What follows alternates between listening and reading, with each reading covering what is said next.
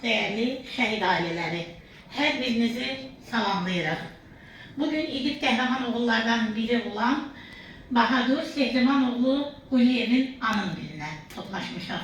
İlk öncə öz adımdan tədbirimizə iştirak edən hər bir kəsə, hər birimizə adınızı çəkmədən ayrı-ayrılıqda sonsuz təşəkkürümü bildirirəm.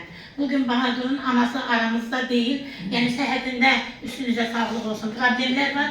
Ana əvəzi, bacısı Arifə xanım buradadır.